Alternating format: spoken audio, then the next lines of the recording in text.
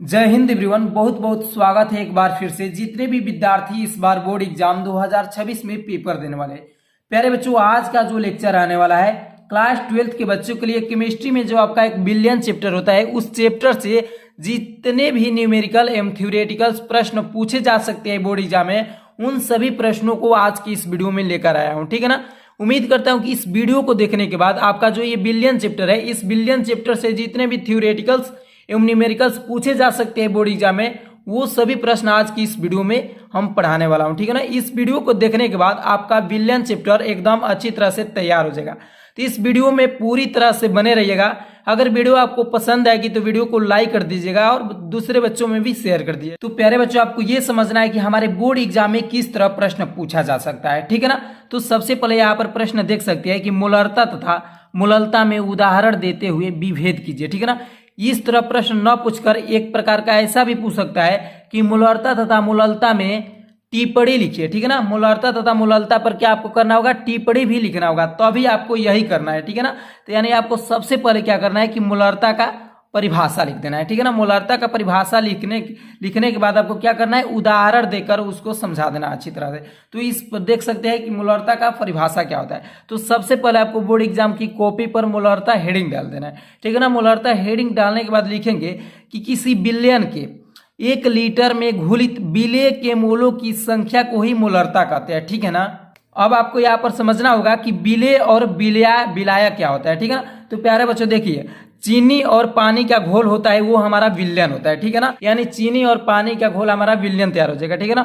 और जो उसमें जल होता है वो हमारा विलायक होता है। यानी जिसकी मात्रा अधिक होती है वो विलायक होता है और जिसकी मात्रा कम होती है वो हमारा विलेय होता है। ठीक है ना। इतना आपको 3 चीजें समझनी होगी कि जिसकी मात्रा अधिक वो हमारा विलायक और जिसकी मात्रा कम वो विलेय होता है, और दोनों के मिश्रण से तैयार जो होगा वो हमारा विलयन हो जाएगा। इतना समझ लीजिए। ठीक है ना। तो मोलरता के एक बार फिर से मैं परिभाषा को एक बार पढ़ दे रहा हूँ कि क्या होता है कि किसी विलयन के 1 लीटर में आपको क्या करना है? 1 लीटर विलयन लेना है। ठीक है ना। अधिक नहीं लेना है। 1 लीटर विलयन में घुलित जितने भी विलेय होगा उसमें विलेय में मोलों की जितनी संख्या होगी उसी को मोलरता कहते हैं। अब यहाँ पर इसका आप सूत्र देख सकते हैं कि मोलरता क्या हो। मोलरता इजकल टू क्या होता है? तो मोलरता इजकल टू होता है विलेय के मोलों की संख्या। यानी जितने भी विलेय में मोलों की संख्या होगी उसमें आपको बट्टा में यानी भाग दे देना है कि कितने से। तो विलयन का आयतन, यानी विलयन का आयतन आपको कितना लीटर में होना चाहिए। ठीक है ना। आपको लीटर में होना चाहिए आयतन। यानी मोलरता इजकल टू क्या होता है? तो विलेय के मोलों की संख्या अपान में यानी बट्टा में विलयन का आयतन आपको लीटर में होना चाहिए। इतना समझ लीजिए। ठीक है ना। आगे हम बढ़ता हूँ प्यारे बच्चों, इसका उदाहरण के साथ आपको समझाना है। तो उदाहरण भी देख लीजिए क्या है। तो किसी पदार्थ को हमने ये यहाँ पर क्या चिन्हित किया हूँ। ठीक है ना। तो किसी पदार्थ के विलयन की मोलरता यहाँ पर 0.25, तो अब यह दर्शाती है कि पदार्थ के 0.25 मोल 1 लीटर विलयन में क्या है? उपस्थित है। यानी आपको परिभाषा अच्छी तरह से याद है। तो प्यारे बच्चों, इसका उदाहरण आप अच्छी तरह से दे सकते हैं अपने से भी बनाकर। ठीक है ना। तो इसलिए जरूरी रखिए कि हमने इस मोलरता का परिभाषा अच्छी तरह से मुंह जबानी याद कर लीजिएगा। ठीक है ना। चलिए आगे बढ़ता हूँ। यहाँ पर आपको समझाना है अब मोललता कि मोललता क्या होता है। तो प्यारे बच्चों, किसी विलायक के 1 केजी, 1 केजी का मतलब होता है 1000 ग्राम। ठीक है ना। 1 केजी का मतलब होता है 1000 ग्राम। यानी किसी विलायक के 1 केजी यानी कि 1000 ग्राम में उपस्थित विलेय के पदार्थ के मोलों की संख्या उस विलयन की ही मोललता कहलाती है। ठीक है ना। इतना समझ लीजिए कि किसी विलायक के 1 केजी यानी कि 1000 ग्राम में उपस्थित विलेय के पदार्थ के मोलों की संख्या उस विलयन की क्या कहलाती है? मोललता कहलाती है। चलिए आगे, इसका हमने यहाँ पर सूत्र भी लिखा हुआ है कि मोललता इजकल टू क्या होता है। प्यारे बच्चों, मोललता इजकल टू होता है विलेय के मोलों की संख्या अपान यानी बट्टा में विलायक का द्रव्यमान। यहाँ पर विलायक का द्रव्यमान जो होगा आपको केजी में होगा। ठीक है ना। यहाँ पर मैं इस मोललता में और मोलरता में एक बार यहाँ पर समझा दे रहा हूँ। प्यारे बच्चों, मोलरता को कैपिटल एम से प्रदर्शित करते हैं। ठीक है ना। मोलरता को कैपिटल एम से प्रदर्शित करते हैं, जबकि यहाँ पर मोललता को स्मॉल एम से। ठीक है ना। यहाँ पर देख सकते हैं मोललता स्मॉल एम एंड मोलरता जो होता है कैपिटल एम। इतना ध्यान में रखिएगा। यहाँ पर विलयन का जो आयतन होता है लीटर में, यहाँ पर देख लीजिए कि विलायक का द्रव्यमान जो होता है केजी में। इतना याद रखिएगा। यहाँ पर केजी में ही आपको रखना है। ये जब भी न्यूमेरिकल्स आ जाए तो आपको केजी में रहकर उस न्यूमेरिकल का मान ज्ञात कर सकते हैं। यहाँ पर आयतन को लीटर में ही रहकर मान ज्ञात कर सकते हैं। आपको लीटर के अलावा भी दे सकते हैं दूसरा मान में पद्धति में, तो आपको उसको लीटर में ही चेंज करना होगा। ठीक है ना। चलिएगा आगे हम पढ़ते हैं। यहाँ पर इसका भी उदाहरण के साथ समझा देते हैं कि इसका उदाहरण कैसे आप देंगे कि यानी 1 मोलर पोटेशियम क्लोराइड में बिलियन दर्शाता है कि 1 बिलियन में 1 kg जल में KCl के 1 मोल यानी 74.5 ग्राम उपस्थित है। यानी कि आपको इसका परिभाषा अच्छी तरह से याद है तो आप उदाहरण अच्छी तरह से दे देंगे, ठीक है ना। इसलिए जरूरी रखिएगा कि उसका परिभाषा अच्छी तरह से याद रखिएगा, ठीक है ना। चलिएगा आगे बढ़ता हूँ। प्यारे बच्चों यहाँ पर देख सकते हैं कि मूल अंश से आप क्या समझते हैं। मूल अंश से आप क्या समझते हैं, उदाहरण सहित आपको समझाना है। मूल अंश से आप क्या समझते हैं। प्यारे बच्चों यहाँ पर सबसे पहले हेडिंग डालेंगे मूल अंश कि मूल अंश क्या होता है। तो 1 बिलियन में किसी घटक विशेष का मोल प्रभाज उस घटक के मोलों की संख्या तथा बिलियन में उपस्थित सभी घटकों के कुल मोलों की संख्या के अनुपात को ही बराबर होता है, ठीक है ना। यहाँ पर एक बार फिर से समझ लीजिए कि मूल अंश क्या होता है। तो 1 बिलियन में किसी घटक विशेष का मोल प्रभाज उस घटक के मोलों की संख्या तथा बिलियन में उपस्थित सभी घटकों के कुल मोलों की संख्या के अनुपात के क्या होता है, बराबर होता है। प्यारे बच्चे इसका हमने सूत्र यहाँ पर लिखा हूं। इस सूत्र के जरिए आप अच्छी तरह से समझ सकते हैं कि मूल अंश इक्वल टू क्या होता है। तो घटक के मोलों की संख्या अपान यानी बट्टा में बिलियन में उपस्थित कुल मोलों की संख्या इक्वल टू ही हमारा मूल अंश होता है। यानी मूल अंश इक्वल टू घटक के मोलों की संख्या अपान में बिलियन में उपस्थित कुल मोलों की संख्या, ठीक है ना। इतना समझ गए। अरे बच्चों यहाँ से एक न्यूमेरिकल्स है, देख सकते हैं न्यूमेरिकल क्या है। भारानुसार यानी भार के अनुसार 30% ग्लिसरॉल के जलीय बिलियन में ग्लिसरॉल के मोल अंश की गणना कीजिए। आपको क्या ज्ञात करना है, मोल अंश। तो प्यारे बच्चों सबसे पहले तो आपको बोर्ड एग्जाम में मोल अंश की परिभाषा भी पूछ सकता है। अगर मोल अंश की परिभाषा नहीं पूछा तो उस पर न्यूमेरिकल पूछ सकता है। तो आपको मोल अंश का अगर सूत्र याद है तो इस न्यूमेरिकल को अच्छी तरह से आप चुटकियों में सॉल्व कर सकते हैं, ठीक है ना। तो मूल अंश आपको ज्ञात करना है। तो सबसे पहले यहाँ पर देखेंगे कि 30% ग्लिसरॉल दिया है। तो प्यारे बच्चों यहाँ पर ग्लिसरॉल क्या है, तो ग्लिसरॉल का सबसे पहले हमने द्रव्यमान निकालेंगे।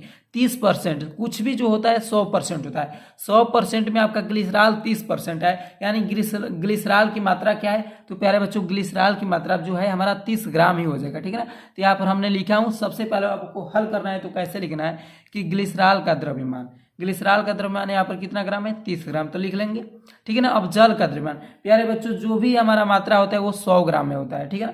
100% होता है, ठीक है ना। 100 ग्राम नहीं, सॉरी हमने 100% होता है, ठीक है ना। अब 100% में यहाँ पर देख सकते हैं कि 30 ग्राम हमारा तो ग्लिसरॉल हो गया। अब 100% में 30 ग्राम ग्लिसरॉल हो गया तो जल कितना बचेगा, जाहिर सी बात है कि 70%। तो यहाँ पर वही पर लिखा हूँ कि जल की द्रव्यमान हमारा 70 ग्राम बचेगा और ग्लिसरॉल का द्रव्यमान दिया है 30 ग्राम। हमने यहाँ पर अपने से नहीं लिखा हूँ, यहाँ पर दिया है, ठीक है ना। चलिएगा अब यहाँ पर देख सकते हैं ग्लिसरॉल का आणविक द्रव्यमान सबसे पहले निकालेंगे। आणविक द्रव्यमान C3H8O3 की सहायता से निकालेंगे तो 92 हो जाएगा, ठीक है ना। तो इसका ग्लिसरॉल का आणविक द्रव्यमान क्या हो जाएगा, 92 ग्राम प्रति मोल। ये जो आपका ये चिन्ह दिखाई दे रहा है प्रति कह सकते हैं या बट्टा, यानी ग्राम बट्टा इस तरह नहीं पढ़ सकते, लेकिन इसको आसानी से पढ़ना होगा तो कैसे पढ़ेंगे कि 92 ग्राम प्रति मोल, ठीक है ना। आसानी होगा आपको पढ़ने में। चलेगा यहाँ पर अब देख सकते हैं, यहाँ पर लिखेंगे कि जल का आणविक द्रव्यमान। अब जल का भी आणविक द्रव्यमान निकालेंगे। इसका सूत्र याद रहेगा तो आप आसानी से इसका आणविक द्रव्यमान निकाल सकते हैं।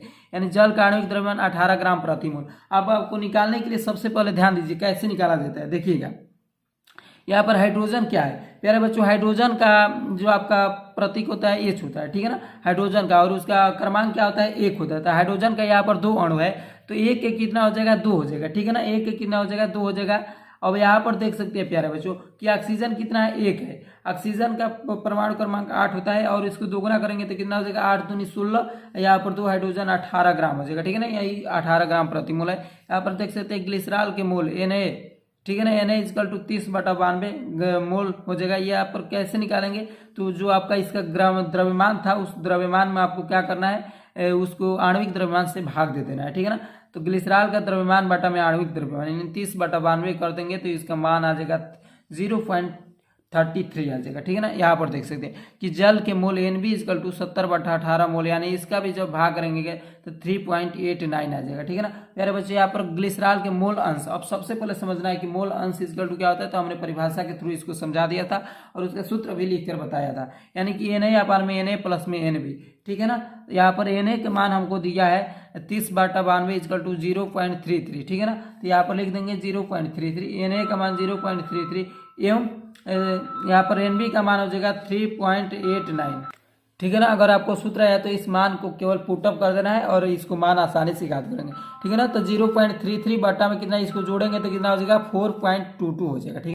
तो इसका मान कितना आ जाएगा, तो 0.078 आ जाएगा, ठीक है ना। यानी इसको लगभग में आप लिख सकते हैं 0.08, ठीक है ना, इतना आप लिख सकते हैं। प्यारे बच्चों अब अगला प्रश्न पर चलते हैं। यहाँ पर कह रहा है कि ग्लूकोज यानी कि मोलर द्रव्यमान, ग्लूकोज का मोलर द्रव्यमान कितना है 180 ग्राम प्रति मोल। इनवर्स है, इस इनवर्स का मतलब बट्टा होता है, यानी 180 ग्राम प्रति मोल के 2.82 ग्राम को 30 ग्राम जल में घोला गया। इस विलयन की मोललता की गणना कीजिए। देख सकते हैं ना कि मोललता पर आपको अब समझ में आना चाहिए कि मोललता का सूत्र क्या होता है। यदि आपको मोललता का सूत्र याद है तो आसानी से आप इसका न्यूमेरिकल को सॉल्व कर सकते हैं, ठीक है ना। तो यहाँ पर लिखेंगे जो जो दिया है उसको सबसे पहले आपको लिख देना है, ठीक है ना। तो विलय का द्रव्यमान कितना हो जाएगा 2.82 ग्राम। हमने अपने से नहीं लिख रहे हूँ, इसमें दिया है, ठीक है ना, 2.82 ग्राम, ठीक है ना। इसमें क्या होगा, विलय का द्रव्यमान 2.82 ग्राम और विलय यानी ग्लूकोज का मोलर द्रव्यमान कितना दिया है 180 ग्राम प्रति मोल दिया है। तो इतना आपको लिख लेना है, ठीक है ना। अब आपको सूत्र याद होना चाहिए कि मोललता की सूत्र क्या होता है। तो मोललता की सूत्र निकालने से पहले आपको इसमें मान को रखना होगा मोललता में आपको मोल, ठीक है ना। तो विलय के सबसे पहले हमको मोल निकालना होगा। तो यहाँ पर विलय के मोल निकालेंगे, यानी विलय का मोल इक्वल टू होता है विलय का द्रव्यमान ग्राम में होना चाहिए और विलय का मोलर द्रव्यमान होना चाहिए, ठीक है ना। इस पर मान को पुटअप करेंगे और हमको मोल निकल जाएगा, विलय का मोल निकल जाएगा। यानी कि जब मान को रखेंगे प्यारे बच्चों 2.82 ग्राम अपान में 180 ग्राम प्रति मोल, तो हमारा 0.0157 मोल आ जाएगा, ठीक है ना। इस तरह से आप आसानी से गणना कर सकते हैं। अब हमको इसी में निकालना है मोललता, ठीक है ना। तो मोललता निकालेंगे, विलयन की मोललता इक्वल टू विलय के मोलों की संख्या अपान में विलाय का द्रव्यमान किस में होना चाहिए, ग्राम में, इनटू में होता है 1000, ठीक है ना। यहाँ पर 1000 लिखा गया है जो कि बहुत ही छोटा में लिखा गया, आपको समझ में नहीं आएगा तो देख लीजिएगा कि विलय के मोलों की संख्या अपान में विलाय का द्रव्यमान ग्राम में होना चाहिए और इनटू में 1000 होता है। यानी इसका मान को रखेंगे 0.0157 जो हमने निकाला उसी को और बट्टा में 30 इक्वल टू में 1000 कर देंगे तो हमारा मान जो आ जाएगा 0.785 आ जाएगा, ठीक है ना। इतना आपको आसानी से रख देंगे तो इसका मान आसानी से निकल जाएगा 0.785 मोल, ठीक है ना। मेरे बच्चों अब यहाँ पर देख सकते हैं प्रासरण दाब। सबसे पहले आपको समझना है कि प्रासरण दाब क्या होता है। आपको बोर्ड एग्जाम में पूछ देगा कि प्रासरण दाब को परिभाषित कीजिए, यानी कि प्रासरण दाब पर आप टिप्पणी लिखिए। तब आपको लिखना होगा, कैसे लिखेंगे, प्रासरण दाब इक्वल तो लिखेंगे सबसे पहले प्रासरण दाब की आपको क्या करना है, हेडिंग डालना है और लिखेंगे किसी विलयन पर लगने वाला वह न्यूनतम बाह्य दाब, ठीक है ना। वह न्यूनतम बाह्य दाब आपको लिखना है जो उस विलयन व उसकी विलायक के मध्य प्रासरण की क्रिया को रोक देता है, प्रासरण दाब ही कहलाता है, ठीक है ना। प्रासरण दाब इक्वल टू क्या होता है, तो किसी विलयन पर लगने वाला वह न्यूनतम बाह्य दाब जो उस विलयन व उसके विलायक के मध्य प्रासरण की क्रिया को रोक देता है, प्रासरण दाब कहलाता है, ठीक है ना। इतना आपको लिख देना है। मेरा बच्चों अब अगला प्रश्न आपका यहाँ पर है कि राउल्ट के वाष्प दाब अवनमन नियम को परिभाषित कीजिए तथा उसकी सीमाएं को भी बताइए, ठीक है ना। मेरे बच्चों काफी आईएमपी क्वेश्चन आपके है, बोर्ड एग्जाम में हर एक साल पूछा जाता है, कम से कम 3 से 4 सेट में पूछा जाता है। 7 सेट जो आता है उसमें से 3 से 4 सेट में आपको हरदम पूछा जाता है। तो राउल्ट के वाष्प दाब अवनमन नियम को परिभाषित कीजिए, उसकी सीमाएं को भी लिखिए। सबसे पहले आपको हेडिंग डालना है राउल्ट का नियम। राउल्ट का नियम हेडिंग डालने के बाद आप लिखेंगे कि राउल्ट के नियमानुसार किसी विलायक में अवाष्पशील विलय मिलाने पर विलयन के वाष्प दाब का अपेक्षिक अवनमन उसमें उपस्थित विलय के मोल प्रभांश के बराबर होता है, ठीक है ना। एक बार फिर से पढ़ दे रहा हूँ कि राउल्ट के नियमानुसार किसी विलायक में अवाष्पशील विलय मिलाने पर विलयन के वाष्प दाब का अपेक्षिक अवनमन उसमें उपस्थित विलय के मोल प्रभांश की क्या होता है, बराबर होता है, ठीक है ना। इतना लिखने के बाद अर्थात में आप लिख सकते हैं, यानी इसका सूत्र होता है पीनट माइनस पीएस अपान में पीनट, ठीक है ना। इसको पीनट बोल सकते हैं, ठीक है ना, इसको पीनट ही बोला जाता है, P naught minus PS upon P naught equal to में स्मॉल एन बटा में स्मॉल एन प्लस में कैपिटल एन। अब यहाँ पर हमने समझाने वाला हूँ कि पीनट यानी पीओ और बटा में पीएस, ये पीएस क्या है, यहाँ पर स्मॉल एन और यहाँ पर कैपिटल एन क्या है। आइएगा यहाँ पर अच्छी तरह से मैंने आपको समझा दे रहा हूँ, ये इसमें डाउट रहता है तो इसको समझिएगा, आपका डाउट 100% क्लियर हो जाएगा। पीनट तथा पीएस को क्या कहेंगे कि विलायक तथा विलयन का वाष्प दाब, यानी कि पीनट पहले आया है तो विलायक का वाष्प दाब, अब पीएस बाद में आया तो विलयन का पीएस, यानी पीनट जो हमारा है ये विलायक का वाष्प दाब है, पीएस जो है विलयन का वाष्प दाब है, ठीक है ना, समझ में आ गया। यहाँ पर देखिए पी स्मॉल एन और कैपिटल एन क्या है, स्मॉल एन हमारा है विलय के मोलों की संख्या और कैपिटल एन है विलायक के मोलों की संख्या, समझ लीजिएगा। अब इनकी हम इसी में पूछा है कि वो नियम परिभाषा तो हमने समझा दिया, अब उनकी सीमाएं को समझ लीजिए कि इसकी सीमाएं क्या होती है। तो सबसे पहले प्यारे बच्चों आपको हेडिंग डालना होगा। हेडिंग क्या डालेंगे कि राउल्ट के नियम की सीमाएं, राउल्ट के नियम की सीमाएं यानी कि वह नियम तनु विलयनों पर लागू होता है, यानी राउल्ट के नियम तभी लागू होगा वह तनु जब होगा, ठीक है ना, तनु होगा, ठीक है ना। आपका एक सांद्र अम्ल होता है और तनु अम्ल, उसी में आपको क्या करना है, इसमें तनु विलयन पर ही लागू होता है ये, यानी सांद्र विलयन राउल्ट के नियम से विचलन दर्शाती है, ठीक है ना। यहाँ पर देखिएगा 2 नंबर में लिखेंगे कि यह नियम केवल अवाष्पशील पदार्थों के विलयनों के लिए ही सत्य है, ठीक है ना, अवाष्पशील विलयन के पदार्थ के लिए ही सत्य होगा। 3 नंबर लिखेंगे कि विद्युत अपघट्यों के विलयनों पर राउल्ट का नियम लागू नहीं होता है, ठीक है ना। क्या लिखेंगे भाई कि विद्युत अपघट्यों के विलयनों पर राउल्ट का नियम लागू नहीं होता है। 4 नंबर में लिख देंगे कि विलयन में संगुणित या वियोजित होने वाले पदार्थ के विलय राउल्ट के नियम पर पालन नहीं करते हैं, ठीक है ना। इतना लिखने के बाद प्यारे बच्चों इस वीडियो में इतना ही रहने देता हूँ, काफ़ी लंबी वीडियो हो जाएगी क्योंकि मोबाइल भी इतना चार्ज नहीं है, ठीक है ना। तो मैं जितने भी प्रश्न इसमें छूटे हुए मैं अगली वीडियो में आपको लेकर आऊँगा, ठीक है ना। तो इस वीडियो को बहुत प्यार दीजिएगा, अपने दोस्तों में भी शेयर कर दीजिएगा। अगर इस वीडियो को लाइक नहीं किया तो प्लीज़ लाइक भी कर दीजिएगा। चैनल पर पहली बार आए होंगे तो प्लीज़ चैनल को सब्सक्राइब कर लीजिए क्योंकि बोर्ड एग्जाम की तैयारी काफ़ी दमदार कराने जा रही है इस पर, तो बच्चों जुड़े रहिएगा।